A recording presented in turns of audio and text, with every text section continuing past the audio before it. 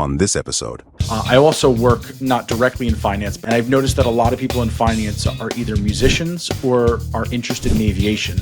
Yeah, I would actually say I've always been interested in these types of things. I actually wanted to fly jet. Are these kind of things something you were always interested in? Finance is kind of glamorous, and I think being a jet pilot is kind of glamorous. But I am a little more curious to learn where your conspiracy journey began. It does make sense that if you are a country, there should be a uniformed currency. Silver was real money in this country until 1873. And there's nothing magical about gold. It's just a really good thing to use for money. You can't go into your basement right now and just manufacture gold. You can't just go make gold. Crypto is interesting to me. I think, Bitcoin is so suspicious. There could be people that really know their stuff about Bitcoin. They sell everything, and that's what the rug pull is. They just sell it, and then all the people that bought in lose everything.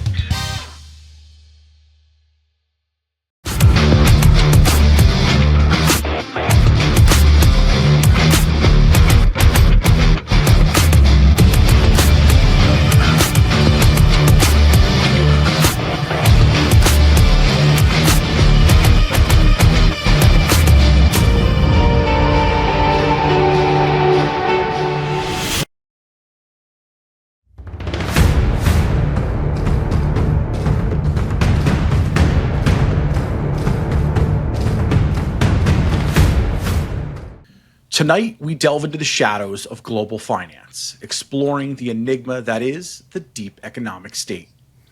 Imagine a world where money flows not just in the light of day, but through hidden channels controlled by unseen hands. A world where true power lies not with presidents or prime ministers, but with faceless entities pulling the strings from the dark depths of the financial abyss. How much do we really know about the forces that govern our economies? Are the markets truly free, or are they meticulously orchestrated by a clandestine elite? Join us as we uncover the maze of secretive organizations, shadow banks, and covert alliances that shape our world from behind the curtain. We'll delve into the whispers of powerful institutions, alleged manipulations, and the chilling notion that our economic reality is carefully constructed illusion. Prepare your cocktails and steel your nerves as we embark on another journey with the Conspiracy Realists. My name is Shane Squarick, along with my colleague, Mr. Phillips, and tonight we are joined by a remarkable guest who straddles the worlds of finance and fiction with unparalleled finesse. Mel Mattison is a writer, investor, founder, and fintech executive with a keen eye for uncovering the truths hidden in the shadows of our economic systems. His debut novel, Quoz, has already garnered strong advanced reviews and is now available wherever books are sold. Published by Post Hill Press and distributed by Simon Schuster, Quoz takes readers on an epic thrill ride filled with action, intrigue, and a stark look at economic realities. Thomas Jefferson once warned that banking establishments are more dangerous than standing armies, and tonight, Mel Mattison helps us explore just how deep those dangers run. Get ready to dive in the dark recesses of the deep economic state with a man who knows the terrain like no others. Mel, it's a pleasure to have you here with us. Well, I appreciate you guys having me on and looking forward to our conversation. So I know I touched on it briefly a little bit in the introduction here, but I want to give our audience a little bit of context about your background. Who is Mel Mattison? I'm a guy who's been working in finance the last 20, 25 years. I have an MBA from Duke University. I've worked at large asset management companies, Russell Investments based out of Seattle, smaller venture capital funded firms, fintech firms based in Palo Alto, Tel Aviv, Amsterdam. So different places around the world. And I just throughout all of my years of working in the system, being the CEO of 3 different broker dealers, started to really get a handle on the mechanics, the plumbing, how stuff actually happens behind the scenes. And many years ago, I started, just delving into it, financial history, understanding what's going on with central banking, understanding the roots of it, taking things back to like 1694 and the founding of the Bank of England with William III, understanding, what's really happening, because it's kind of like a mystery wrapped in an enigma. It's complicated jargon gets used. It's just kind of a fascinating subject. But as I learned, it's not just fascinating, it's kind of a relatively unknown history that affects everybody, and in many ways is extremely nefarious.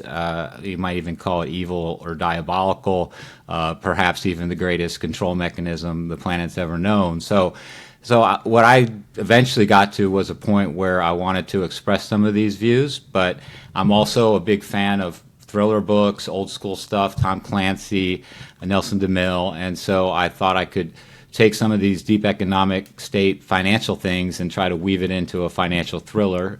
That's what Quoz is.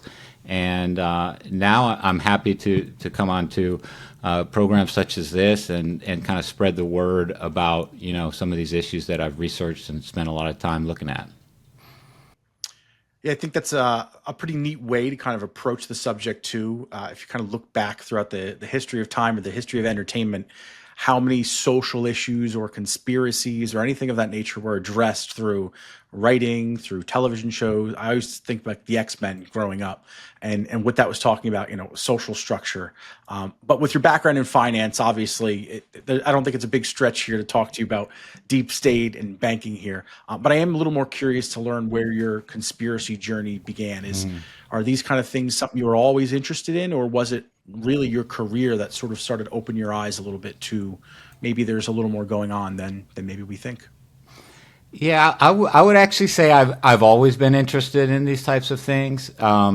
I wasn't a kid growing up like, I want to be in finance. It was the farthest thing from me. Like your normal child does. Yeah. I wasn't growing up. I wanted to do. I actually wanted to fly jets. Pretty common thing that people would want to do. It was probably a good idea that it didn't work out. I did at one point in college. You're white, so you wouldn't be flying jets anymore, buddy. Yeah, exactly. So I basically was in a program with the Marine Corps, like pre-officer candidate school stuff, and I had an irregular heartbeat that disqualified me from military service, and so that went out the window. So I had studied philosophy as a major in college, and then that's really not that applicable to any job. So I was basically like, counting on going into the military, really. And when that didn't really work out or pan out, I was like, well, what could I do, And I did sales for a few years and then kind of got into a finance job in the early 2000s, and that's kind of just one thing led to another, and I realized I needed to learn a little bit about business, and I went back to school. But what really was driving me with conspiracies and things was the same reason I majored in philosophy. I just like to question things. I was raised Roman Catholic. When I got to the age I was supposed to be confirmed, I kind of broke my parents' heart and said I don't want to be. I'm like, I'm supposed to commit to God and the community that I believe in, all the principles of the Roman Catholic Church, and I'm thinking to myself about all the evil scamming popes that I've read about in history books and how they're having kids and selling off indulgences, and I'm like, why do I want to be a part of this corrupt organization and all these things? So from the very beginning, from that young of an age, I was just questioning things and saying, I don't really want to be a part of these things, and just wondering what's really happening. And so when I got into finance, the things that I questioned as a kid, kind of big picture things, why are we here, or stuff like that. At a certain point, for me personally, I came to believe that like you just start spinning your wheels if you keep asking yourself those questions. Like you almost go crazy, with the really big questions, like what's the meaning of life, And so, I guess I directed myself kind of one layer down from those super, highest level questions of the meaning of life to look at some of the things that you could actually kind of see in action in our world and try to grasp and understand. And, central banking, in a way, it's almost like a priesthood, and it's kind of like a magical power these people have to create money. And so, I just got fascinated by it, and it's also a way you can make money, to be honest with you, because once you really understand, what's going on, it helps you take, a macro position on the economy, what's happening, and if you place your bets right in the market, you can make money. And I do some investing, and it's treated me fairly well. So it's interesting, and it's not a bad thing to kind of try to keep a pulse on what's happening in the markets. Did you end up folding and getting confirmed? No, I never. No, wow, okay. No. I only asked that because I had a similar situation as you. Is I got to confirmation, and I did go through with it and all, but by that point, growing up Roman Catholic as well, I was over it. Not a lot of it added up to me, and I sort of echoed that a little bit to my parents, but I'm not so sure I would be standing here today if I didn't go through with it. So I did it as well. The other thing, and I didn't question it. I didn't start to question it until afterwards. I was even an altar boy at one point. I was never touched. I'll make that very clear. Okay. Never touched. I was an altar boy. We could dive that one another day, Tim. We'll get that out of you when we do any sort of hypnosis or something one day. Yeah. The other interesting thing that you had mentioned about finance, and this is probably completely off topic from here, but I also work not directly in finance, but technology consulting for finance. And I've noticed that a lot of people in finance are either musicians or are interested in aviation, whether they were pilots or are pilots or aspiring pilots or have an interest in it. I don't really know why that is, but I've noticed that quite a bit. Just something I just wanted to point out. Yeah, there are quite a few. I mean, there are characters in the finance business. I mean, there's characters in every business. Sure. But when you realize the money involved, Tom Cruise can't pay the tax bill of a top hedge fund manager. Right. We're talking about like a different level here, right, with guys that can pull in $1 billion in a year. And other than, exactly. And it's just, Ackman or different guys, and just that whole world. It's, finance is kind of glamorous, and I think being a jet pilot is kind of glamorous. And so maybe I don't like to think of myself this way, but maybe I was thinking, wow, this is an exciting, glamorous, kind of risky type of a business to get into. Right. It was never super glamorous for me. When I was going to business school, I've dreamed of being one of those hedge fund guys. That never happened. It was kind of bad luck for me, or good luck, I don't know. But I was in business school right during the financial crisis, 2008 to 2009. It was really tough to get a job on Wall Street in 2009. And I was just lucky to get a job with Russell Investments out in Seattle after business school. But I hear you on go back to our last thing, but the altar boy. And I wanted to be a priest, and I think my mom thought I was going to be a priest. She thought for sure I was. But, my father wanted to be a priest too. And he studied philosophy. He never told me that he studied philosophy. Even when I was a philosophy major, I didn't even know that's what he studied. And then eventually, I think in my junior year, he told me, "Oh yeah, that's what I majored in too." But he wasn't really a father that directed me a lot. He was kind of hands off a little bit. But basically, he wanted to be a priest. He was in the seminary for 9 years, and as apparently he tells me that the bishop where he was posted after graduating college found out he had girlfriends and basically said, his name was Mel too. Like, Mel, you need to make a decision. Like, if the priesthood is not for you, it's not for you. And he's like, it's not for me. And he left and met my mom, and like 3 months later they were married. Wow. And so quite basically, literally lucky you, Mel. Yeah, exactly. I wouldn't be here if he would have stayed in there. And so they were a little disappointed with me, but I went through a period where I questioned everything. I went through stuff where I was like, no, I don't believe in God. Or I'm an agnostic or whatever. Eventually, I did come back to it, and I have a faith, and I go to Catholic Mass sometimes. And I could go to a different church and pray if I want to connect, or I can connect in different ways without going through the church. I don't have a desire to go back and get confirmed and stuff like that. But, I did come to kind of a relationship with God that makes sense for me. And, I'm good with and I feel comfortable with. So and my parents know that, so they're not too disappointed that I skipped on the confirmation. Well, that's good. Well, tonight's topic is the deep economic state, and I think that holds a lot of different meanings to a lot of different people. So, to set the stage here, I want to ask you how you define the deep economic state, and what you think those key components are that distinguish it from visible economic structures. Sure. So, deep state. Normally, people are talking about that. They're talking about the bureaucracy that's behind the scenes and kind of political arms of government.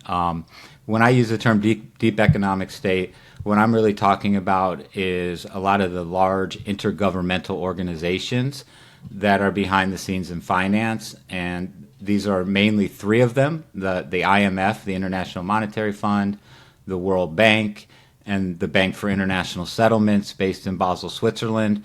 But there are a whole host of other smaller entities as well.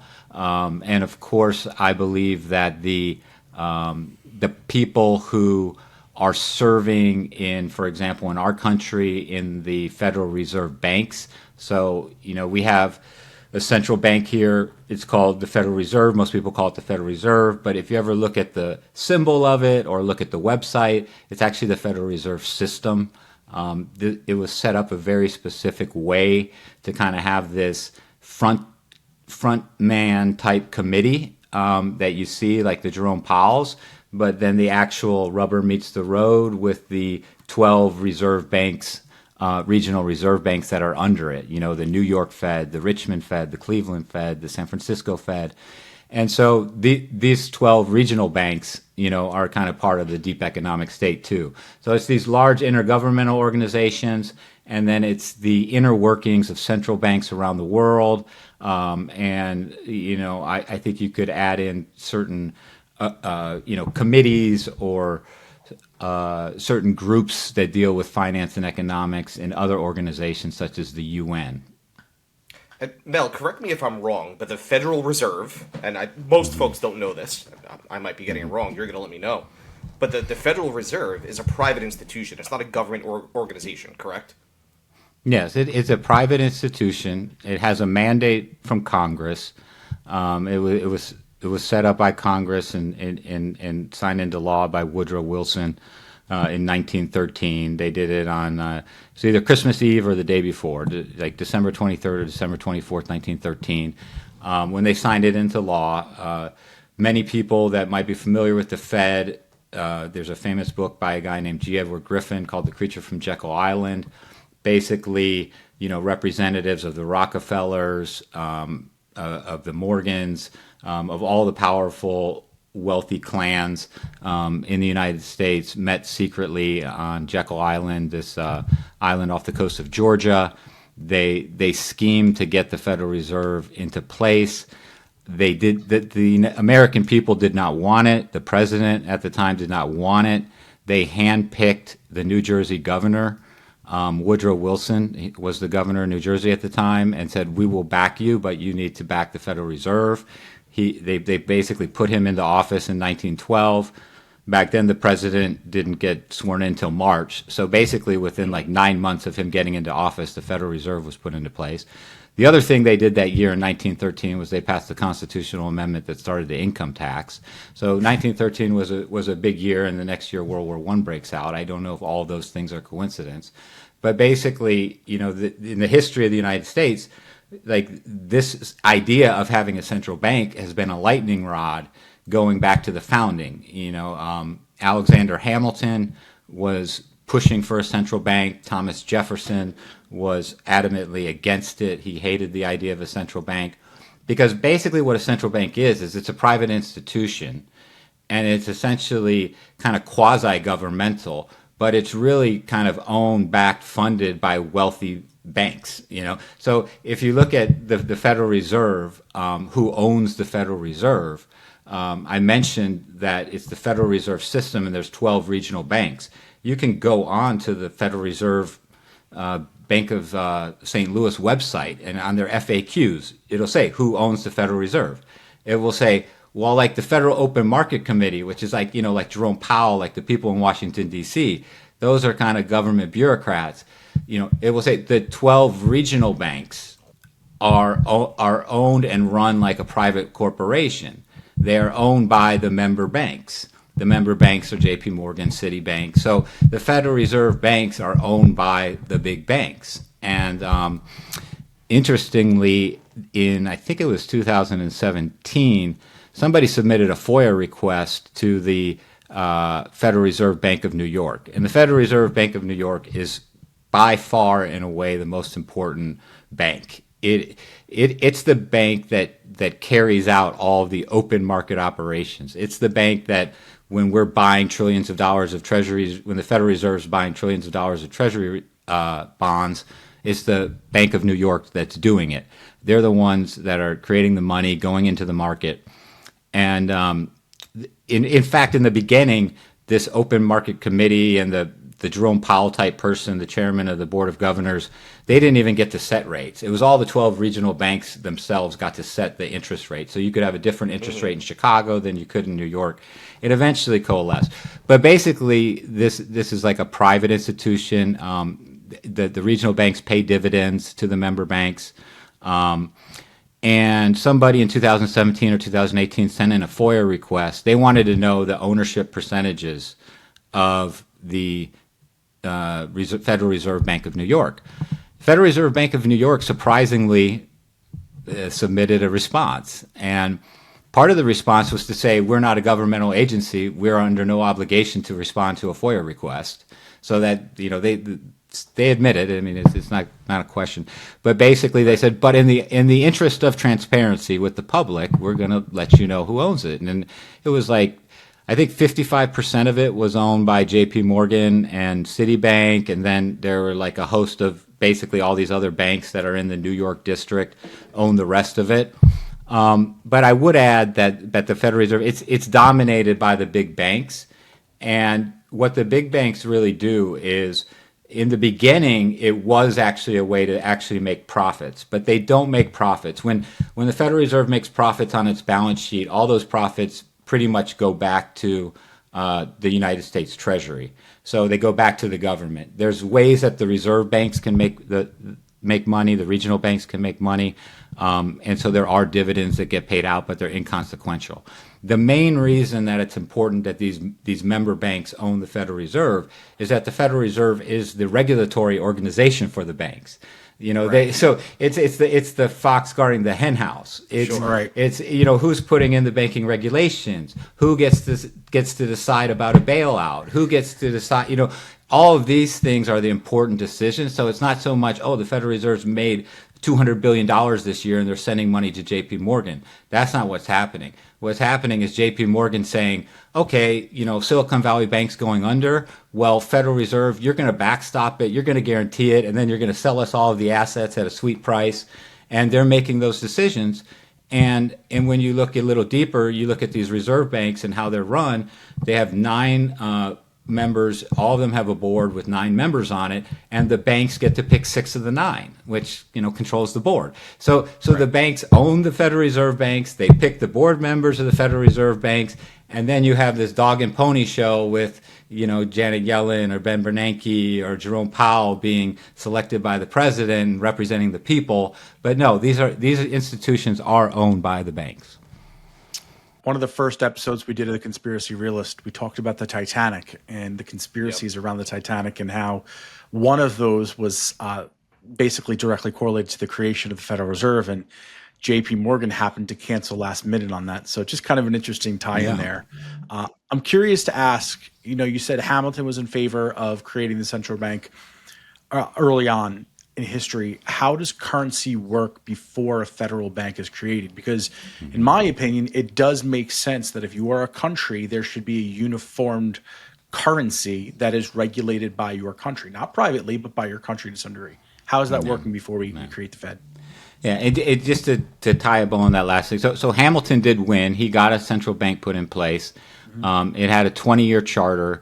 When the charter, after 20 years, the Congress didn't renew it because the American people, as I said, have generally never been in favor of a central bank. A little later on, they tried again. There was a second central bank of the United States.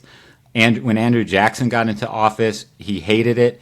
he paid off all of the United States debt, so the United States had no debt, and he basically closed down the what was called the Second Bank of the United States, is what the name of it was, and that was in, I think, 1836 or so. So there was this period between 1836 and then 1913 when we got the Federal Reserve, when we didn't have it. So your question is like, how did we have money? And obviously we had money in 1890, even though we didn't have a central bank.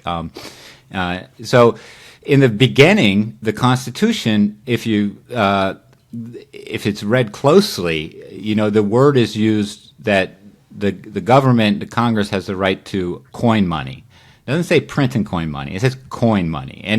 And coin was used on purpose. That was not like, oh, we forgot to say print, or there was no such thing as paper money in 1789 or whenever the Constitution was passed. No, there was paper money. They didn't want paper money because the colonies had a whole history with money before we even had a country. So Massachusetts was one of the first modern like there's some talk about fiat money happening in like China, you know, but in relatively modern Western civilization, one of the first instances of fiat money was the colony of Massachusetts, which started, you know, printing notes backed by, you know, the colony. And so you had, as you would expect, you know, like they start off like people accept them as money and think this is good.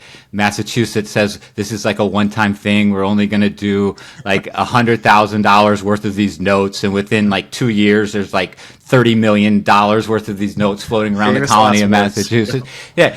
So there were all kinds of inflationary, monetary, fiat collapses, all this. So the founders were very clear.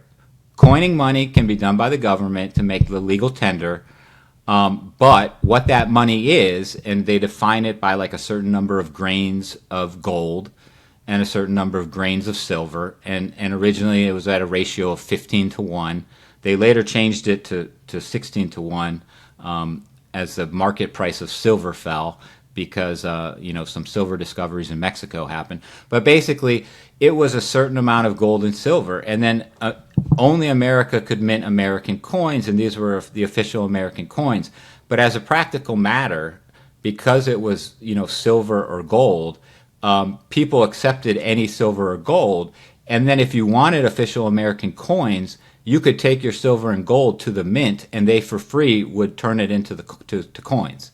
So basically, silver and gold were money, and they were the that's actual currency. They were the actual currency. Yeah. Right. And so is that at that point in time? Would you consider that again, for my stupid brain, is that the gold standard? Would you say we were on the gold standard at that point in time? Yes, we were on a true gold standard. Well, technically, what they call it, there's a term for it, bimetallic. We were on a true bimetallic standard because gold and silver were both real money. Silver was real money in this country until 1873. That was when you had what became known as the crime of 73, when essentially the big bankers just wanted to get rid of silver. Silver was essentially the people's money. Silver was more easily found. It's obviously more common and mined more. And the bankers in London, who were dominating the deep economic state at the time, only wanted gold, and the United States kind of caved in and followed along with what the Bank of England wanted, really, which was a gold standard. And we went to a gold standard when we had been on a bimetallic standard for basically the first 100 years of our existence. And now that's not to say there wasn't paper money. So people, Sure. because they wanted to have paper money, but everybody knew that real money was gold and silver. That's it. And then you could basically, if you wanted paper money, it was basically checks, but they called it money. So like a cashier's check, right? So like a bank could say, if this was a really good, well-established bank that people trusted, they could say, write a note. And a bank could create a note. And this is $1,000, you know, payable on demand, bearer instrument, you know. And so you had paper notes. Banks were creating these paper notes going around. There were problems with that. You know, anytime you're dealing with the paper, banks could get out of hand. People would start banks and they'd be, you know, good stewards for a while, and then there'd be shenanigans and, you know, the bank would collapse or whatever. And so what would often happen is like you might have $1,000 paper note, and if like it was from a bank that you knew and was in your local region, you might be willing to, exchange that for $1,000 of gold. But if it was a less reputable bank, you might say, I tell you what, I'll give you $700 of gold for that because there's a risk that I'm not going to get it when I go to the bank. And if it was a bank from like Maryland and you're up in New York or New Jersey and you're like, I have no idea who that bank is, like, okay, I tell you what, I'll give you, 10 cents on the dollar for it. And that was how the money worked. So it worked fine. Commerce carried on fine. And because of that, actually, people could use coins from anywhere because it was gold and silver. So for the first decades, pretty much the most common, because it was typically the highest quality that you could count on, was Spanish dollars. And the term was dollar. That's why we call our dollars, because there's the Spanish coin was called the dollar, the Spanish silver dollar, and Americans used it. And sometimes they would split. They would split it into 8 pieces, and that would be your pieces of 8 that pirates had. You would, 2 bits is a quarter because, they would cut these Spanish dollars into 8. So the dollar is actually a Spanish term, and the Spanish dollar was the most widely used coin in early America. Wow. That's wild. I had no idea. And I never really thought of like paper money as effectively a cashier's check, because if you think about it, that's exactly what it is, even to this day. That's pretty interesting. Oh, if you look on a bill, it says Federal Reserve note. It doesn't. It says pay. Right. They just recently, I think like 2 or 3 decades ago, they took off. It used to say you could turn this note in at the Federal Reserve, for payment on demand. Paper money. This is all very, very new. This whole idea of like money backed by nothing. I don't want to jump too far ahead, but isn't it worse now with us not being on the gold standard? That's what I'm about to do, yeah. Yeah, I mean, it just sets in incentives in place. It's like what gold does. There's nothing magical about gold. It's just a really good thing to use for money. Number one, you want to have something that's like kind of portable, right? You want to have something that's relatively indestructible. I mean, it's pretty hard to destroy an element. I mean, it's not like it can be, you can always defuse it from whatever alloy it gets mixed into. Like, it's more or less indestructible, unless you put it into a nuclear bomb or something. And, I don't know what you'd have to do to destroy gold as an element. So it's pretty much indestructible. It can carry a lot of wealth in a small area. Another really valuable trait that gold has is it's not very useful, because you don't want to have something like, I don't know, sheep or something. Like what if the price, like you want something where the price can kind of fluctuate and it doesn't throw off the real economy in a big way. This is one reason why people that are Bitcoiners, think Bitcoin's great. Like there's no use case for it. So like if some people said, oh, we want to make copper money. Well, that's not very good because copper is very important for electricity. It goes into wires. You need to actually use it for stuff. And so, other than jewelry, there's not much uses for gold. It's used in some very high-end electronics, very high-end audiophile type stuff. Coats some telescopes in space because it doesn't corrode, and it's the best conductor. It's a better conductor than copper, but people don't use it because it's so high cost. But basically, so it has all of these things, and so that's why gold throughout history has been used. But the purpose of gold, like what it really does, and what it typically has done, is it's put some sort of a restraint or on the government. So a king wants to go and carry out a war. If he doesn't have gold to pay his soldiers, like the war ends. Right. It's like it's like so. It's basically it's like a way to, I don't know, track points, keep score, govern. Well, because it's unlimited tangible. power. It's something real. It's something that you can't just go produce, right? You can't go into your basement right now and just manufacture gold, right? You can go print whatever kind of money you want. Whether or not that's legal and will be accepted is another story. But point being, you can't just go make gold. It's finite. Exactly. Even kings, even presidents, even whoever.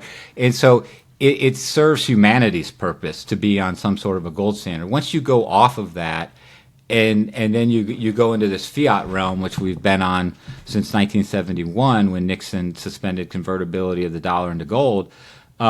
and it wasn't even a real gold standard before then, but that's a whole nother conversation. But at least there was some sort of an anchor, some sort of a tie to it.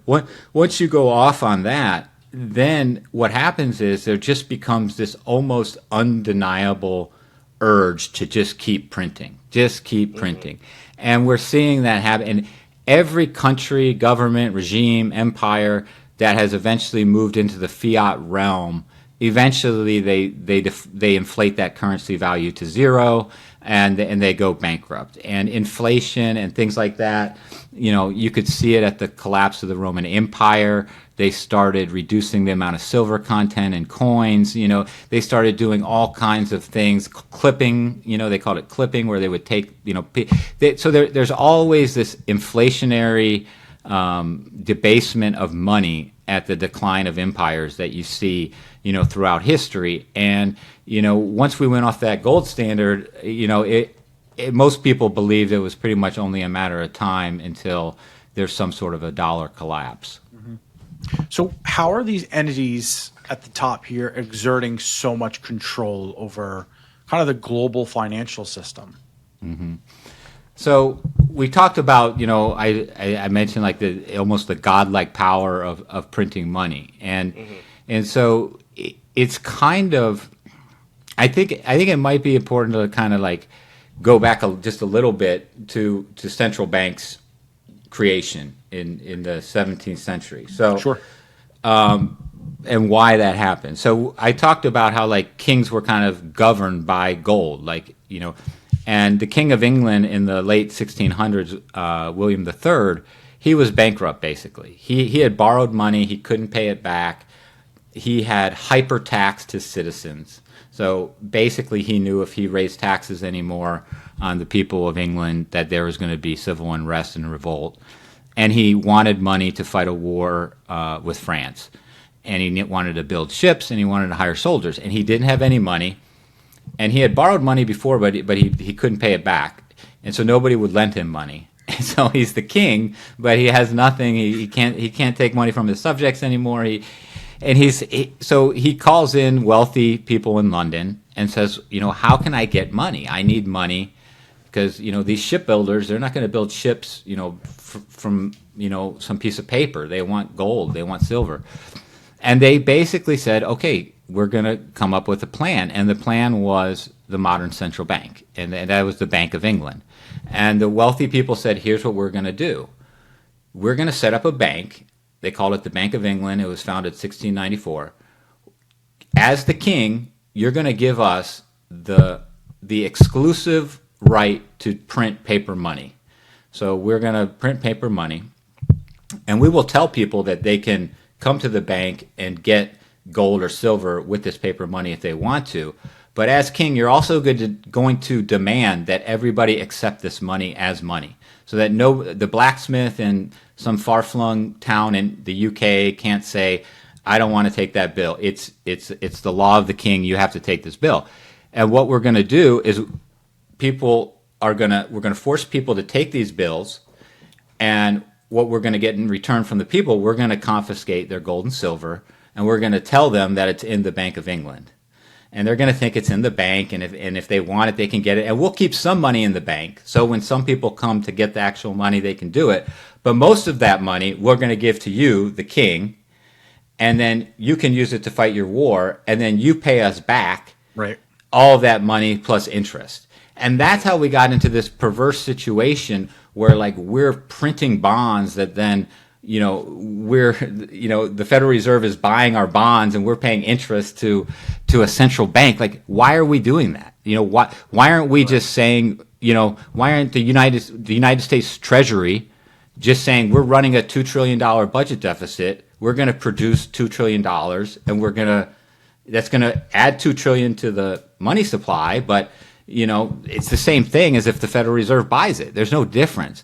Sure. It's because it used to be that the bankers were collecting fees, and that was part of the central bank. But now the bankers aren't even collecting fees. So this whole perversion started as a way to siphon off wealth from the people to the sovereign through the banking cabal, and that's to fund wars. I mean, so that's the essence of why central banks exist, is to fund wars for governments that are broke by taking money from the people and giving them paper money to use on the streets. And so the original question you'd asked me, I already forgot it, Shane, but I just wanted to give that background, and then I think it was something else that we were getting into. Was that kind of like the birthplace of like fractional reserve banking? Was that the first time that had ever been done? Well, that is fractional reserve banking, exactly, which is what the central bank was doing. And then what happened was they realized this is such a good thing. We want, more people to do it. And you start coming with charters, right? So, banks get charters, national charters, state charters. So only certain people get to do it. It's a very exclusive club. You can't just set up a bank. The government has to keep their control over it.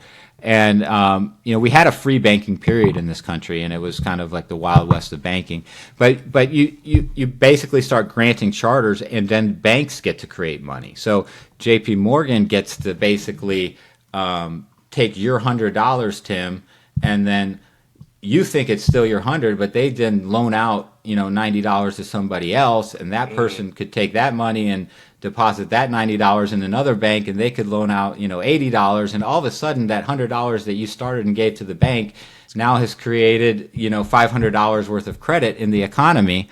And so you're printing money through fractional reserve banking. And so this is really and that's why banks fail. Because banks all banks are insolvent by their nature. Well, it's all fugazi. It's not really there. Yeah, it's not there. If every depositor went to a bank and said, "Give me my money," banks have agreed to do something they cannot do. Right. They've all agreed, when you put money in your checking account, they've all agreed that you can get this back on demand. But they know that there's no way they can satisfy that. Right. Right. It's ridiculous. I mean, it's like if I said to you, Tim, I tell you what, give me $10,000. I'm going to take it, and I'm going to go invest it in a bunch of risky schemes. And whenever you want your $10,000, you can come and get it. And it's like most of the time I have it, but I do this to a bunch of people, so it's really a Ponzi scheme. Right. Because if everybody comes and wants it, then I can't do it. Sure. And then, oh, by the way, if all these risky bets that I do don't work out and I can't pay you back, well, the Federal Reserve will come in and bail me out so that then you get your money, and then I get to keep my stock bonuses. So it is a complete scam. It is a complete scam, and it's institutionalized corruption, and it's a way for elites, I believe, to just continue their control and different things, and it is what it is, right? It's funny that you bring up Ponzi scheme, because I'm thinking to myself, and there's a great documentary on Netflix about Bernie Madoff. I couldn't tell the name of it. It's like a 5-part docuseries. It's phenomenal. And when you watch that, there's really no difference between what Bernie Madoff or any other, artist of a Ponzi scheme is doing and what these banks are doing. It's the exact same thing. The exact same thing. It is. It's the exact same thing. And when you look at the collapse of what happened in 08 and 09, it's orders of magnitude bigger than Bernie Madoff. People act like Bernie Madoff. I have a line in Quoz, like something like the Federal Reserve makes Bernie Madoff and Sam Bankman-Fried look like kids ripping off a candy store. I mean that's what's going on. I mean, and it always is that way. And people say, well, I don't know, Mel. I don't feel like I'm getting ripped off. And it's like, really? Well, what happened to that $10,000 you had in the bank at the start of the pandemic? How much does that buy you today? Right. Sure. It buys you what $7,000 would have bought you a few years ago. That's $3,000 that just got ripped off from you. How did it get ripped off? By Federal Reserve printing money. So yes, the Federal Reserve just ripped off 30% of this entire country's depository wealth. Your money's devalued, and you don't get any interest anymore in savings accounts either. So you're losing it on both ends. Yeah, exactly. Are there instances where economic crises have been directly attributed or attributed to direct manipulation by the deep state, intentional manipulation? Mm-hmm. That's a good question. A good example is not necessarily coming to mind. I do know that, like, the CIA and different groups. So this is something that a lot of intelligence agencies have done over the years, is counterfeiting. this isn't necessarily the deep economic state, but there were people in the United States Treasury after World War II who were sympathetic to the communist cause. Roosevelt had a lot of communists in his administration, and they provided actual Treasury like printing plates for money, to the Soviet Union, to counter, so they could counterfeit our bills using the actual plates. I mean, there's been tons of financial shenanigans, but I think,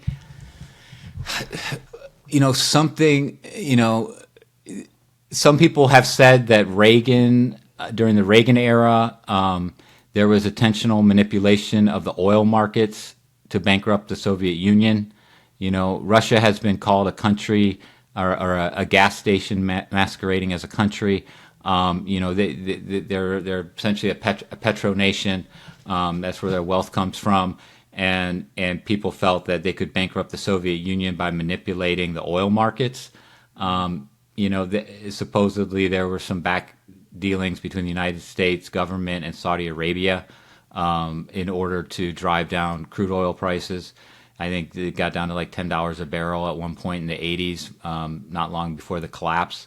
So there's definitely financial market manipulations that governments have gotten into, but a better example is not coming to mind. I think that the main perpetration is really on the people themselves. I think of it more as a global elite class doing a big Ponzi scheme on the non-elites, as like the big scam.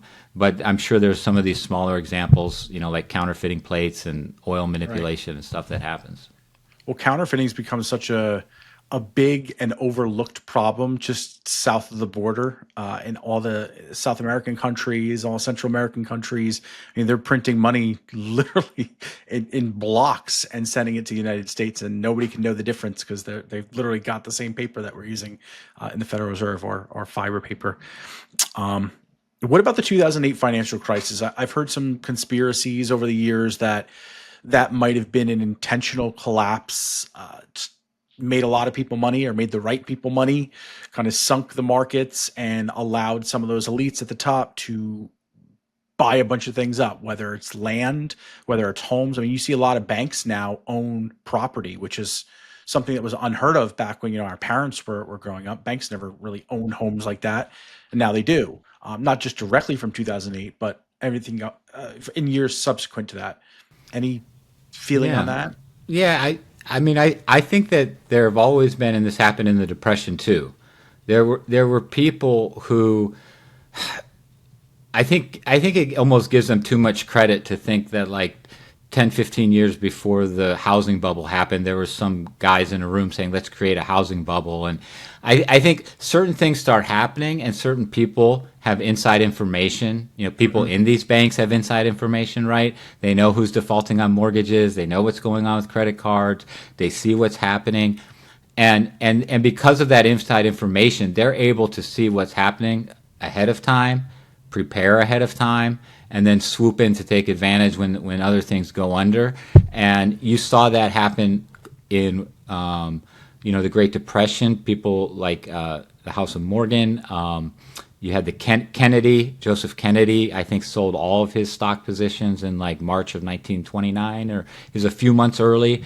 But like some of these people that had, kind of foresight or knowledge, like they see it coming. They don't attempt to like assuage other people or help the common man. They basically just think, how can I manipulate this situation to my benefit and wind up with even more? And I think one of the things that you say, it's like, don't let a crisis go to waste. The banks are great at that. If you look at a bank like JP Morgan Chase, right? JP Morgan Chase, if you look at, I think it's on their webpage even, it's the result of them gobbling up over 1,200 banks. A lot of those are failed banks. So you had a larger number of what they call GSIBs, globally systemically important banks. You had like 8 or 9 GSIBs in the United States pre-crisis, and now there's like 5 of them. It's like Wells Fargo, J.P. Morgan, Citibank, Goldman Sachs, Morgan Stanley, Bank of America. I think 6 of them or whatever. There's no more Bear Stearns. There's no more Lehman Brothers. There's no more Merrill Lynch. So hey, Bank of America. when you're talking about only 8 or 9 players, and now you're down to 6. I mean, you just got rid of 30 or 40% of your competition. Yeah. I mean, that's a pretty good outcome, and you see that happen time and time and time again.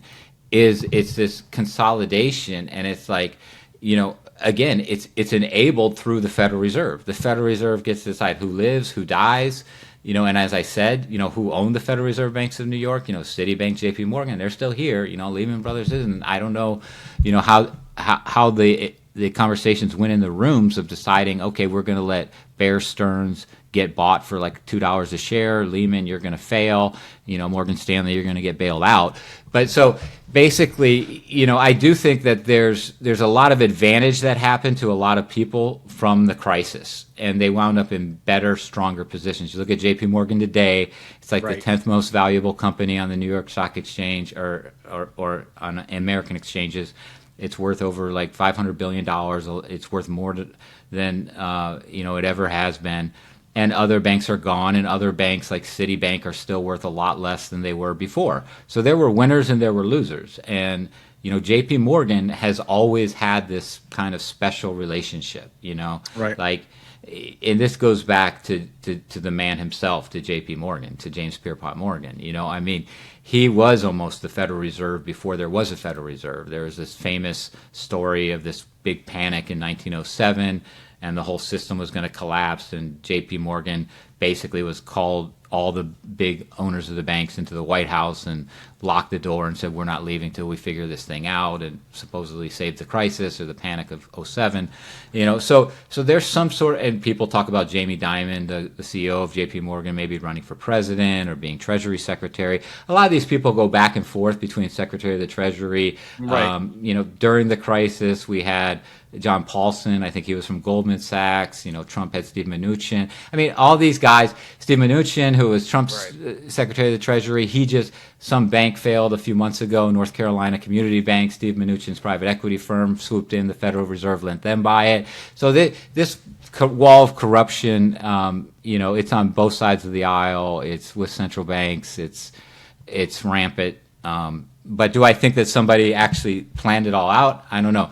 I do think that they're probably sitting there planning right now for what to do if there is a true global collapse, and how they can take advantage of it, how they can put in central bank digital currencies, how they can start to exert even more control. So I do think that there's some true, real conspiracy going on right now about what we're going to do when the dollar system collapses. And that was probably more where my question was going, is for them to have planned it, like you said, over a long period of time. It's insane to do that. But to see it happening, you're seeing it start to unfold, and you're probably met with the decision, do I let this happen or can I stop this? And I tend to believe that it's probably more of the latter, is I'm just going to kind of let this happen because I can see a way that we can become more profitable. Right. And it's funny because you can look across any market or any industry, and it always seems that the people sort of at the helm of that crisis are always the ones to get wealthy, whether it's a financial collapse, whether it's a pandemic, whether it's a food crisis. There's always somebody at the top that kind of controls the antidote. They're the savior, and they're the ones responsible. They're also the ones of the savior, and they're the ones that always get rich while everyone else fails. But I want to shoot us forward to today, and maybe even put us in a time machine towards our next 10 or 15 years. You mentioned it earlier, and I think it bears repeating because it has become the subject of a lot of schemes and scams, rug pulls for those in the know specifically. Cryptocurrency seems to be the way of the future. Bitcoin, you talked about a little bit earlier, and I want to kind of dive into that. It was just recently shot down, I guess, in the House or the Senate or whatnot, about the U.S. backing a governmental cryptocurrency. I don't think that's the last time that this is going to come up. And even Trump said if he got elected, he'd endorse Bitcoin. Do you see this as the way of the future, or is this just a fad that might come and go and phase away? Well, I think that the powers that be, And these are, a lot of people, they use the conspiratorial like they. Like, I can give you names. Like, I could say, okay, it's the CEO of IBM. He sits on the board of the Federal Reserve, or it's the CEO of Raytheon, or who I could go and research and find out who these people are that are basically the board members that run these big corporations. So when I'm using the term they, that this is who I'm meaning. I'm not meaning just some group that doesn't exist. Yeah, the shadowy elite. Yeah. Yeah. So they, the super wealthy corporate giants, hedge fund giants, banking giants, political insiders, they are very threatened by cryptocurrency, right? Because they're threatened by it because they need to keep control of the money. We talked about fractional reserve banking. The whole way this scam works is by people putting their money into banks and then they loan it out. If people go away from the banks, then they lose that whole grip. And so they are very, very threatened by it. My view on Bitcoin is that they're doing their best now to usurp it, to incorporate it into the actual financial system, to take the Bitcoin out of like cold storage wallets that they don't know exactly what's going on, and put it into ETFs, where it's under SEC regulation and it's run by Larry Fink at BlackRock. So and to take it out of like kind of those shadowy places. I own a little bit of Bitcoin, but not a ton of Bitcoin. I own a lot more value in gold and silver than I do Bitcoin.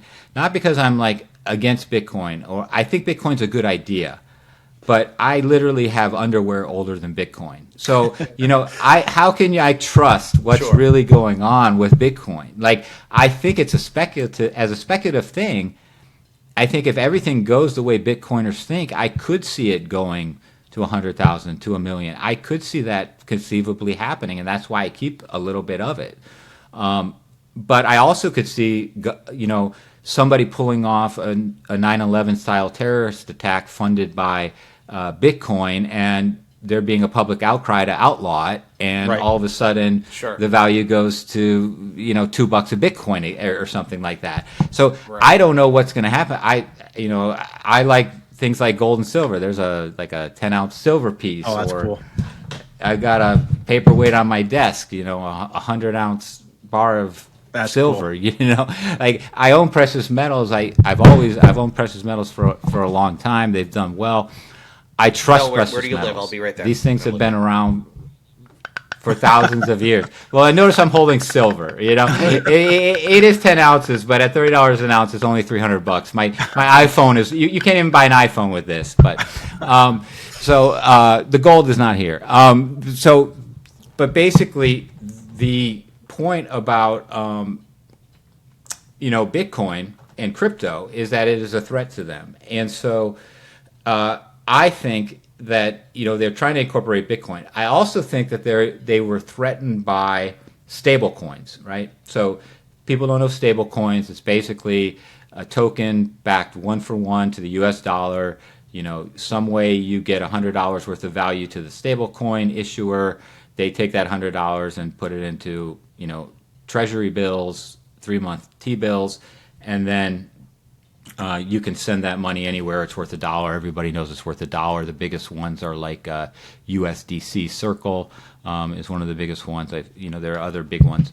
But basically, stable coins threaten them because they take the banks out of the system, right? Right. So instead of putting your $10,000 into the bank, like we were talking about, you put your $10,000 into a stable coin and you get interest, and you can use it to make payments. So I don't even think I have it in front of me here, but I had printed it up a while ago because I had done an hour-long broadcast on the radio, on a radio program I do every Tuesday, about the Senators Loomis and Gillibrand's Stablecoin Payment Act. So this is the senator from Democratic senator from New York and the Republican senator from Wyoming.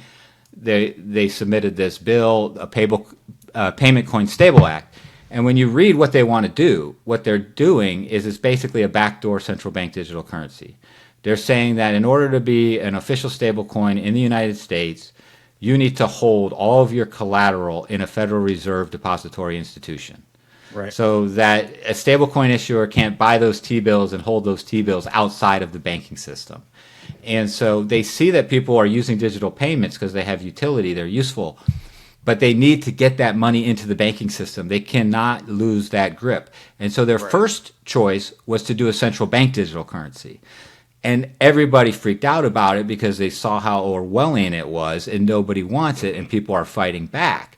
So now they're getting a little smarter about it, and they're saying, okay, we'll let people think they have a privately issued stablecoin, but on the back end, we're going to require by law that really everything is being kept in a Federal Reserve governed depository institution, and that's what that bill does. And the reason it's the senator from Wyoming and New York is where all the big banks are. Wyoming actually has a ton of small state chartered bank and trust companies. Oh, interesting. And so this bill has a carve out where it says that state chartered trusts and banks that hold less than $10 billion in stablecoin assets can have their own stablecoin, even though they're not part of the Federal Reserve System. However, they need to hire a sub-custodian who is a member of the Federal Reserve System in order to have it. So basically it's saying no matter what, stablecoins are going into the banking system. Right. And so I don't think they really care anymore about a CBDC. If they can if they basically can put the veneer of a private issuer and say, oh, that's from a private company circle, But hey, as long as all of the money is still in a Federal Reserve depository institution, then they get to loan it out. They get to decide what gets used as collateral. Keeps the same power. And the last thing I'll add on that is that they're really loving stablecoins because they know how much government debt they need to issue. And they're like, hey, if we can get everybody to basically be buying treasury bills, you get a paycheck and it goes into a stablecoin. The stablecoin goes and buys United States government debt obligations because that's what they all own. They all own like 3-month T-bills, which is government debt. And Yellen has been doing a lot. So as the Treasury Secretary, she's got to fund the deficit, but she gets to decide, how she funds it. Does she issue $200 billion worth of 10-year notes? Does she issue a bunch of short-term T-bills? So just, for the finance jargon for people, there's 3 types of government debt. Like the government debt is Treasury debt. There's bills, notes, and bonds, right? So bills are a year or less. Notes are up to 10 years. And then after that, they're bonds. So it's a 1-month T-bill, a 5-year T-note, a 30-year T-bond. Again, finance people love to create meaningless jargon to confuse people so they sound like they're smart and know what they're doing. Yeah. But they're all the exact same thing, but to properly use the terms, there's a difference between a bill, a note, and a bond. But they're all treasuries. So Janet gets to decide, okay, I'm going to do a bunch more T-bills. And that's what she's doing. She's doing a lot more T-bills. And it's partly because of stablecoins, but the other reason she's doing that is because she doesn't want to flood the market with too much 10-year paper. She doesn't want to print too many 10-year treasury bonds so that the interest rates on those longer-term bonds don't go up. She doesn't want to throw out too much supply. So Yellen is totally manipulating the supply of T-bills to try to keep interest rates low, especially ahead of the election.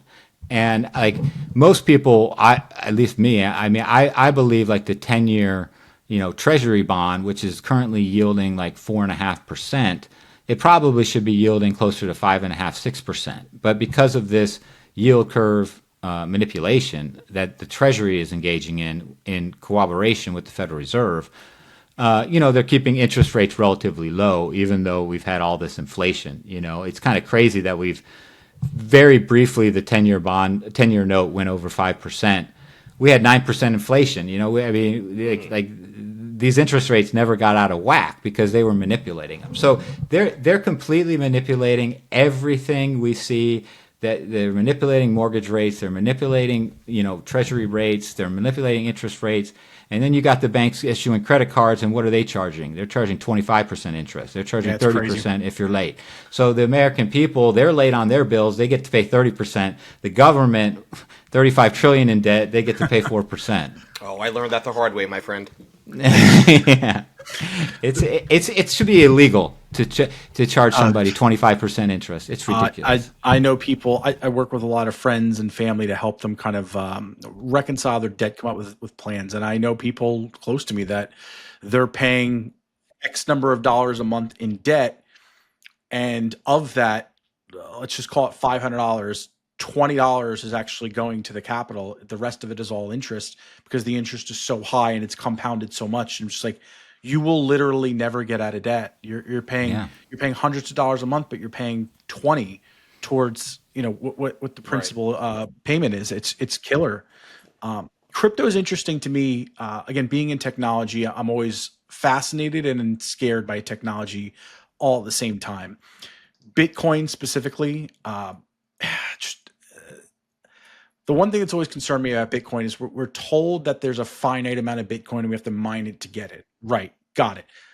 But we don't know who created it. We don't really know the history of its creation. I mean, we speculate on it a little bit, and that really spooks me out because what if it's not as finite as we think? Or what if one day that creator kind of surfaces and crashes it? And the volatility itself has kept me at arm's length. But it's all the other cryptocurrencies that have kind of sprung up from there, which makes me leery. I mentioned rug pull before, and for those that aren't familiar with that is when you're getting these social media influencers that are just scouring the internet. You're getting spam guys too all the time. They're talking up these new coins. And I guess the most popular example is going to be GameStop or AMC. When you see these stocks fly up and everyone thinks they're chipping in, they're making money, and people do make money, but the people that are making money are the guys that got in first before they started promoting on their social media channels, their YouTube channels, their Twitters, their Instagrams. They sell everything, and that's what the rug pull is. They just sell it, and then all the people that bought in lose everything. Yeah. I agree. I think Bitcoin is so suspicious. I mean, it's kind of shady as hell. Like everybody, look. So I'm not a engineer. I've never been able to look at the Bitcoin source code. So there could be people that really know their stuff about Bitcoin, and they're going to tell me I'm completely wrong about this. But even things that people that are very expert at that say are impossible. So let's say somebody that is an expert says, I'm telling you, I've looked at the Bitcoin source code. It's impossible for someone to pull the rug out. It's impossible for the protocol to be changed so that there's more than 21 million Bitcoin produced. It's impossible for people to mess with the blockchain. Maybe, but maybe not. And maybe now. Maybe now. Right. Maybe when quantum computers come that can... That's it. And that's I was just going to say, what about the advent of AI, right? Like we are in a new, scary, weird place where AI, and Shane, I know you don't like to refer to it as AI a lot, right? Machine learning. Yeah. Machine learning is becoming ever more not present. Not intelligent yet. Right. Yeah. But in the event that it does, and quantum computing, Mel, to your point, what happens in the future where this thing that we give birth to, this AI, utilizing quantum computing, somebody can figure it out. What do we do then? Yeah, exactly. What if it was started by the CIA? I mean, what if Satoshi Nakamoto is the KGB or the CIA or the Chinese Communist Party? We don't know. Right. And that's what I've always been curious to know. We've got so many internet sleuths out there, and nobody's taken Nakamoto's name and broke it down and found some hidden meaning in it yet. Not that, at least that I've known, that's held any weight. So maybe there is some truth to its origin story. I don't know. But I'm waiting for that one person to rearrange the letters and find out that it says, I am blah, blah, blah from the U.S. government. Well, they're the largest owners of Bitcoin, the U.S. government. Because of confiscations, because of confiscations of frauds and scams. Okay. And then you've got all of this money now going into ETFs, and you've got Bitcoin futures, and so they're moving it, they're pulling it under their control anyways. And which is why they're trying to embrace it now. Yeah. And this is the other thing about Bitcoin is it's actually very traceable. Everybody can know, so there's a company, I think it's called Chainalysis, that works with a lot of law enforcement. They go into the blockchain and they're able to look at addresses, and you can see where it goes. Once you can associate an address with somebody and you know what that is, you can start tracking it, and you can track it 10, 20, 30 moves down the road. That's how all this stuff gets. So it's not as like sleuth or untrackable or any of this. And to the point about quantum computing, Yeah, I mean that's another element of Quoz is like there needs to be a an encryption cracked, and like this has already been proven that once you get a quantum computer to work, they're going to know how to break RSA encryption, which is the way pretty much everything is encrypted. Yeah. There's even an Game changes algorithm. again. It's already written. It's called Shor's algorithm, because people have written tons of quantum computing programs. Right. Like there are quantum programmers out there. They're just waiting for that technology to get there.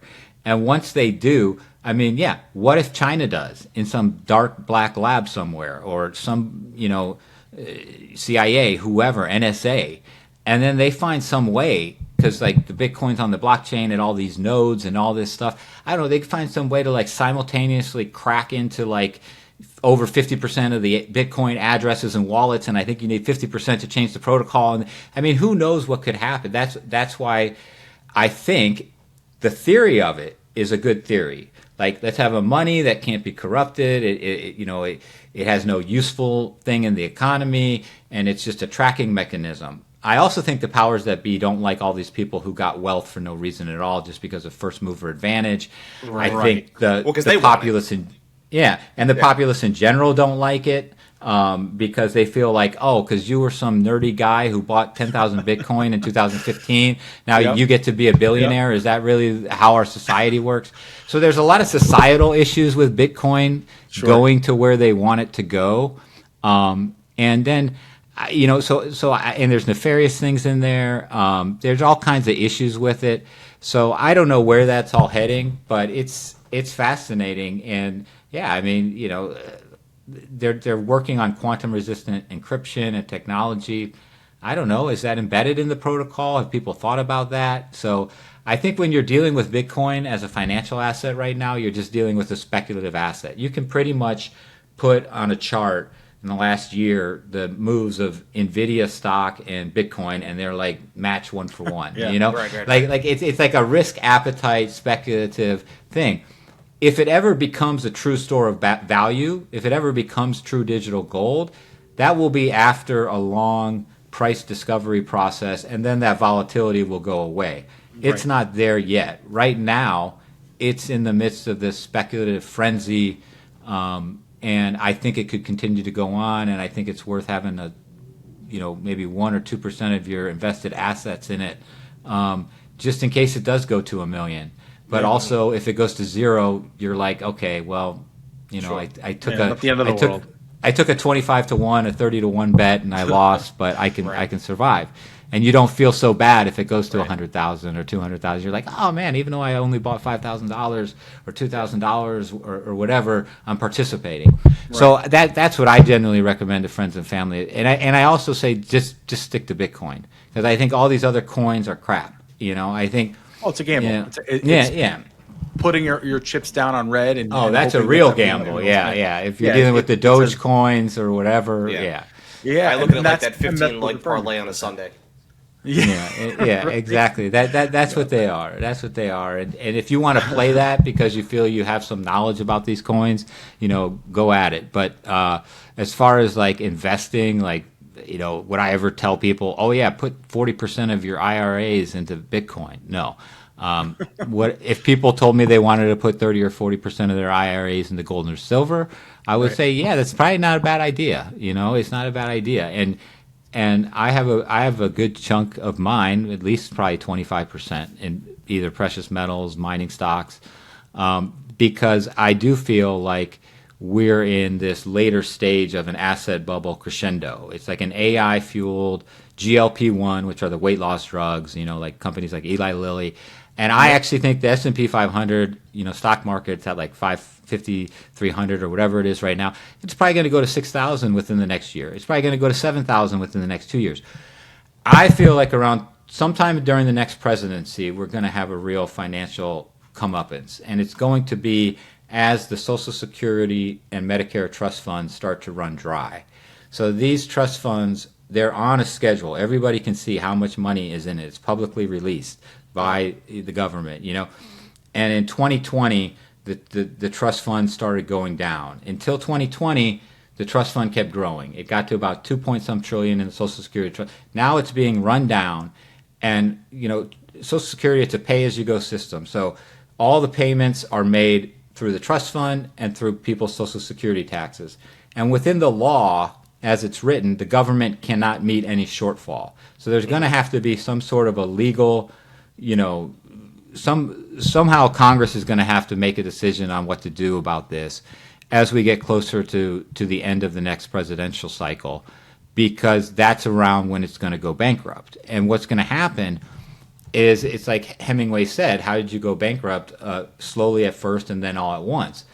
We're slowly losing the trust fund, but all of a sudden there's just going to be one day. It's going to be one point in time where the trust fund goes to zero, and now Social Security is insolvent. It cannot be paid. And the law as it's written, the government can't just come in and pay it. Social Security by law has to be paid for by Social Security payments. So ahead of this cliff, it's going to have to be changed. And I don't know how Congress is going to agree on what to do about entitlements. And it's like, the easy thing to do is like tell people that are 30, hey, you're not going to be able to get Social Security till you're 72 or, whatever, and to reduce a little bit. And then they're probably going to want to do like means testing and take it away from wealthy people, so like 80-year-olds like Warren Buffett, or so Warren Buffett stops getting his Social Security check. And some of these fixes will start to help, but the real problem is that to me is just going to be the catalyst of what is the bigger picture, which is these massive deficits that we're running for everything else. So we know about Social Security being a problem, but since COVID, we've been running like 5-6% of GDP deficits, which is unsustainable. And the interest on our debt is now more than what we spend on national defense. It's absurd, and it's only growing. I have papers. This is the latest United States Treasury report from the last month, showing, year to date, fiscal year to date, we've paid $624 billion in interest. Last year we paid 460 at this point in the year. That's a 35% rise in interest payments in 1 year. And so we can't keep doing this. This is the breakdown from the Treasury. This is the second largest item. It's net interest expense. We just can't pay the interest. This is why I think they're manipulating the bond yields. This is why Yellen's issuing the T-bills. Because if the interest rate were 6-7%, then what's going to happen is that it's going to bankrupt the government. And so the government cannot allow that to happen. And so they're going to manipulate the Treasury market. We're going to have a collapse. And, that, in my mind, it's going to happen within the next 3 to 5 years.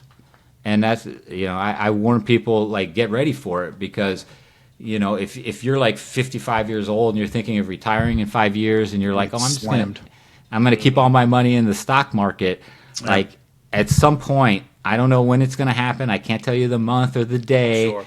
I think it's going to keep going up until it's not anymore. And then when all this shit starts hitting the fan, it's going to be worse than '09. It's not just going to be like a 50% haircut. It's going to be a 60-70% haircut in the S&P 500. That's and I think people, so many people. It's civil unrest. It could lead to You're war. already seeing it a little bit with like the housing market. You're seeing people that bought up a bunch of rental properties, and the interest rates, figuring that they'd go back down, they took high interest rates, and now they're losing their shirts on these rentals because they're not getting the money that they thought they would. And you're seeing them just get rid of it and liquidating these properties. It's not to what it was before, but it's mostly second homes at this point. But it's still pretty interesting that the seeds are being planted there. Shane, do you remember where we were in 08, 09 when the oh my goodness, in 08 and 09 when there was a big financial crisis? Do you remember where we were? I don't know. Shout out to Breezes in Nassau, Bahama. There we go. were in the Bahamas. I didn't know if that was what you were talking about. We were in the Bahamas, and they had TVs all over, like I don't know, kind of like that main common area where we would like go get drinks like every morning the lobby. back then. In the lobby, right? And I remember like all over they had like MSNBC on, and it was just like this big financial crisis. And I remember all of us looking at each other, going, "Holy shit! Like, are we gonna be able to fly home? Like, do we have a country to go home to?" One too many Captain and Cokes for me, man, because those memories are a little lost in the back of this old noggin. Well, it's gonna be crazy. It's gonna be crazy, and it's global too, because that's the problem. The Bank of Canada just cut interest rates today, and it's like, the reason why these central banks around the world, they got to cut rates. I mean, because the governments can't pay the interest, and Right. and the other thing is that the United States is one of the few countries where people with mortgages get 30-year fixed mortgages usually. In Right. places like Canada, in the UK, they're all variable. They all are like fixed for the first 4 or 5 years, and then they need to be renegotiated or they turn variable. The 30-year doesn't really exist in a lot of the world. And so these people's mortgages are, coming up for renewal. And so the central bankers are in a tough spot. So Jerome Powell, he doesn't want to do more quantitative easing, meaning printing money. He doesn't want to cut rates, but he's going to have to cut rates. Yeah. And this is going to bring in the inflation. And that's what I see coming back. We might be in a lull period where inflation is kind of tame a little bit, but I think it's just going to come back. And what people are going to see is they're going to see the debasement of the currency. And I mean, you're going to see every asset just go to the moon. You're going to see the stock market take off. You're going to see a house that's $500,000 now is going to be worth $800,000 in like 2 years. You're Can't going go to up see. anymore. You're going to see they are. You're going to see silver at $100 an ounce. You're going to see gold at $5,000 an ounce. You're going to see all of that stuff as this starts to happen, because people are going to realize that the normal way you stop inflation is you raise interest rates. In the 1980s, we raised interest rates to 15%. But when we raised interest rates to 15%, the federal government debt was 30% of GDP. Sure. Now the federal government debt is 120. You raise interest rates to 15%, you completely bankrupt the government. You're gonna not only that, you're gonna send out so much in interest payments that it's going to be stimulative. It's going to be more inflationary. So we cannot fight inflation in the 2020s the way we did in the 80s. We don't have the government financials to do it. And once people start to realize this, everybody's going to realize they need to get their dollars out of banks and into something that's going to go up: stocks, precious metals, Bitcoin, real estate. And this frenzy is going to eventually, I think, reach a crescendo. And then everybody, which happens in every bubble since the tulip bubble, is a certain critical mass of people say, you know what, I think I've got enough. I'm going to take mine out. Yeah. And then everybody else is going to say, I want to take mine out too. And it's going to be a game of musical chairs, and everybody's going to go for it. And then that's going to be the crash. And that's what I think the global elites are planning for. Okay, how do we take advantage of that to implement whatever social reforms we want? And what it's going to be, they're going to go for an asset grab. They're going to try to confiscate things. And then they're going to say, okay, guess what? You have nothing, but guess what? We have a new currency, dollar 2.0. How would you like a loan? And get everybody into debt servitude, everybody living according to their, social mores, and they're going to use technology to implement it with, either digital currencies that they own and control, or by controlling digital currencies, through private issuers or whatever. So I just think the next 5 to 10 years, like, we are heading for a economic period that we have not seen since the 1920s. It's going to be crazy. Mel, one of the things I wanted to kind of, bring us home with here, we've been talking about global elites, deep state, and kind of the people at the top. And the one phrase or organization we haven't mentioned yet tonight, shockingly, is the World Economic Forum. In my impression of a lot of what I see go on, and this has been a topic for so many episodes that we've had so far, the World Economic Forum seems to sort of be that linchpin that brings all of these global elites together, and that's sort of the catalyst for pushing a lot of this one world government, so to speak.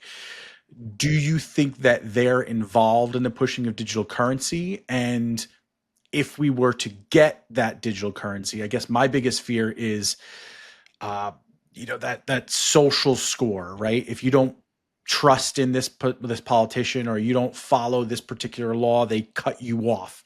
And the World Economic Forum, I believe, has said so much as that's what they want to see, is get everyone aligned, one world government, and then we can kind of stop people in their tracks by cutting them off.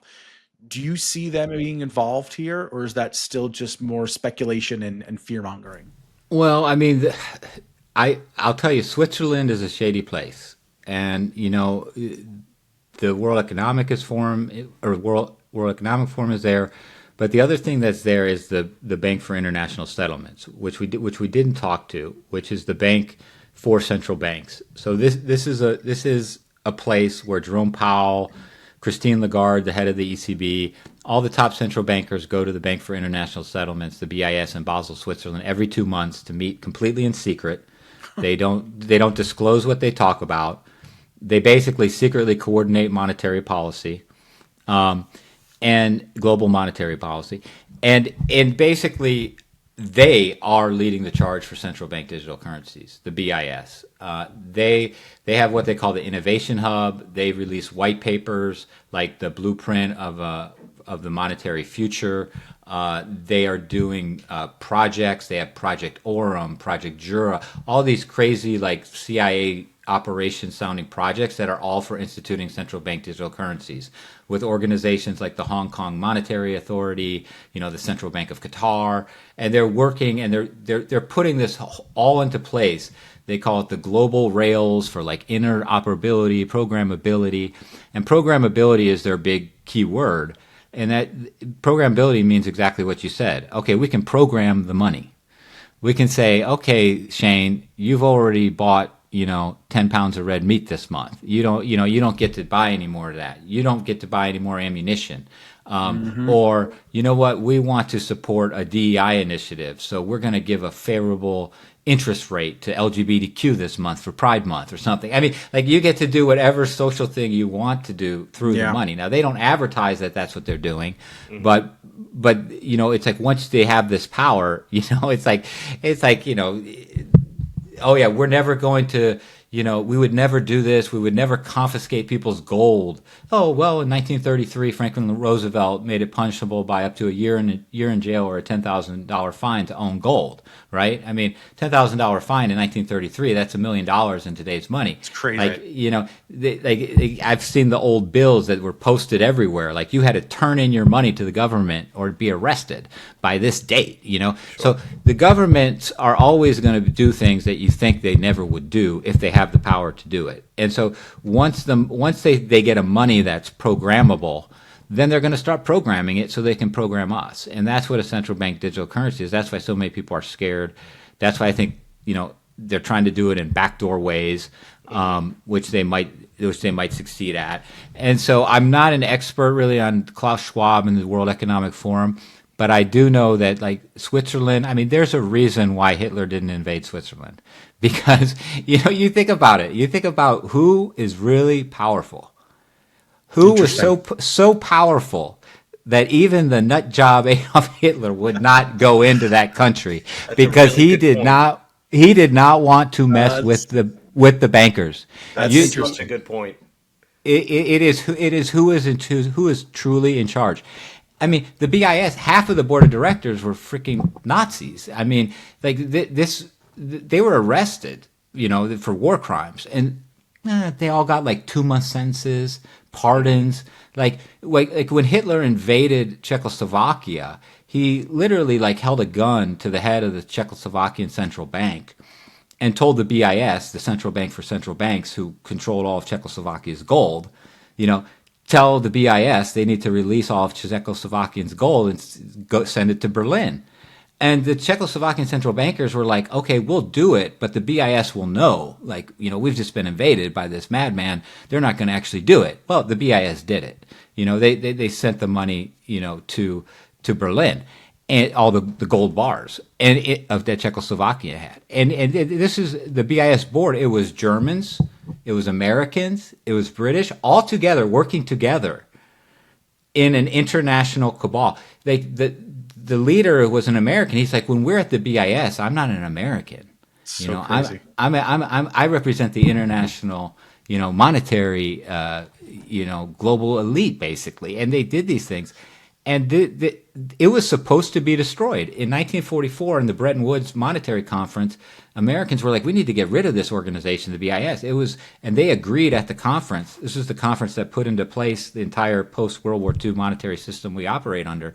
And surprise, surprise, the BIS was not destroyed. And you never hear about the BIS. They don't want you to know about it. It's all secret. But they write all the rules of banks. If you ever listen to the financial media, they're talking about new banking rules called Basel III.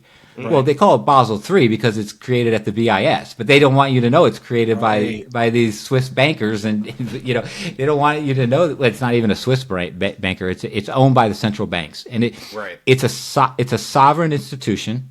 It was created under international treaty. They pay no taxes. They travel with the managers travel with diplomatic pouches. The land is sovereign. Even the Swiss authorities cannot go onto the premises of the Bank for International Settlements without permission of the management. They're immune from prosecution for any crimes in any country that they commit in the carrying out of their duties. And this is by law. Oh my gosh! Is by law. My book focuses on a lot on the BIS, but if you want to know the real hit, like the nonfiction, there's a book by a guy named Adam Labor. It's called Tower of Basel: The History of the Shadowy Bank That Rules the World. And this is not, conspiracy non-realist. This is conspiracy reality. I mean, this is a real organization. Yeah. You can read about it. This exists. And how many people know about the Bank for International Settlements, the central bank for central banks located in Basel, Switzerland? Like maybe 2% of the population. Have you guys ever heard of the BIS? You just opened up a rabbit hole, and I saw it in some of the notes that you had sent over, and I meant to bring it up earlier, and I'm glad that you did, because that's part of the reason we started this whole journey, is to tackle not just the conspiracy aspect, but the realist aspect of everything, and kind of shed some light onto some of those lesser known things. I was asked early on, aren't you going to run out of conspiracies to talk about? Like, well, no, that's the point, because there are so many things that happen that you just don't know about. And this right here, Basel is so totally one of them. And I think one we're going to have to climb down pretty quickly. Mel, we've taken up a ton of your time. I appreciate all of this time and your insight. Where can we find you, and where can we buy the book? Yeah, so I have a website, melmattison.com, Mattison. And on there's information about me. You could connect to a Twitter account. I'm not too active on that one, Mel Mattison 1. But my website has the information. It has other interviews I've done. It has information on the book. You can buy the book wherever books are sold, Amazon, Barnes & Noble, Walmart, wherever. And I do a radio show every Tuesday at 4 p.m. Eastern time, but you can always listen to those episodes with a woman named Kate Daly, called Kate Daly Radio. That information's on the website too. So, and I have a newsletter. So anybody wants to know anything or learn a little bit about it, go to melmattison.com. That's awesome. I already put the book in my cart. I ordered it, so it'll be coming in soon. I'm excited to read it. Oh, that's great. I appreciate it. And I will give a little shout out to Adam Labor. That one's the Tower of Basel, history of the that's the book, all right, that runs the world. And then I have to get it. The one I really want everybody to buy, Quoz. It's got good review. It's well written. I think if you go look on Amazon, it's like 4.5 out of 5. Yeah. I don't have like 800 rankings, but I've got 30 some or 40 some so far since it came out. And advanced praise was good from people. I think it's a good read. So if you like thrillers and you're interested in anything we talked about, I think you will like Quoz. Well, Mel, I think you are the first guest that we've had on that is intelligent enough to actually write a book, and I'm humbled that you were able to join us, and it's been an absolutely fantastic evening with you. So thank you. Yeah, no, thank you. I know you guys are getting this channel started, and I think it's a great thing you're doing, and I'm sure it'll be successful. And thank you for having me on. I appreciate that. As we draw the curtains on this episode of the Conspiracy Realist, we've ventured deep into the shadows of the financial world, exploring the hidden realms of the deep economic state. From secretive organizations to shadow banks, we've uncovered the intricate web of power that lies beyond the reach of the everyday citizen. Again, a special thanks to our guest Mel Mattison for illuminating these dark corridors with his insights and expertise. His novel, Quoz, is not just a thrilling ride, but a mirror reflecting the truths we often overlook. Remember, truth seekers, the world of finance is more than just numbers and charts. It's a battlefield of power and influence, where the unseen hands shape our realities. Stay vigilant, question everything, and never stop seeking the truth. Until next time, this episode of Cocktails and Conspiracies, keep your mind sharp, your spirits high, and we'll see you on our next episode. Like and subscribe, and all of our links will be in the description below. So long, everybody.